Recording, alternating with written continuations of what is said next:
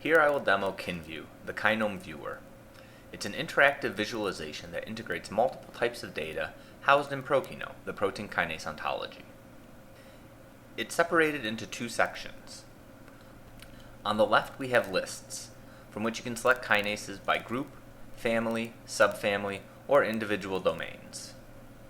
While on the right we have graphical elements displaying each of the integrated data types. Both panels are scrollable, both vertically and horizontally, so we can display any hidden information. We currently integrate three types of data. The first, displayed as a web logo on the right, is the natural sequence variation seen among kinases in 15 organisms. The second, cancer-associated variants from the cosmic database, are found at residues whose position is circumscribed in red. Finally, residues with experimentally validated post-translational modifications have a green circle underneath their position, where the radius of the circle provides a relative measure of how many post-translational modifications occur at that position. We can restrict our display to subsets of kinases in multiple ways. For instance, if we wanted to display information on tyrosine kinases at the top, we can click the Clear Selection button to uncheck all of the boxes, check the box next to TK Group, and click Update. Now, all three types of data are showing only those values particular to tyrosine kinases.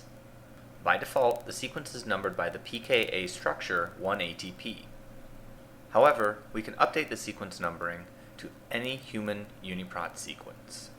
For example, if we want to display the positions according to a tyrosine kinase, say EGFR, we can click on the pull-down menu, select EGFR, and the numbers will be updated.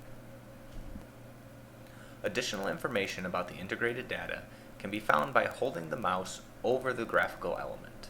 For example, by holding the mouse over the web logo at position 718, a pop-up shows the relative frequency of each of the amino acids in the alignment at that position.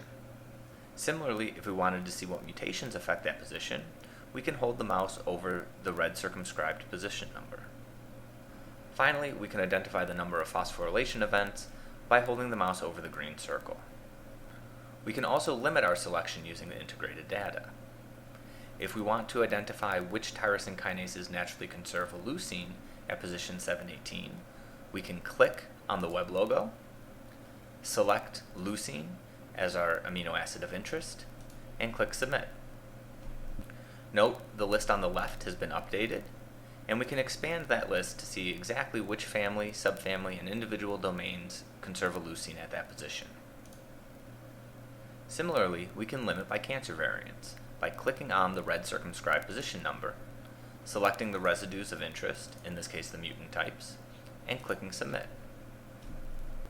Finally, we can also limit by post-translational modifications by again clicking on the green circle, selecting the residue of interest, and clicking Submit.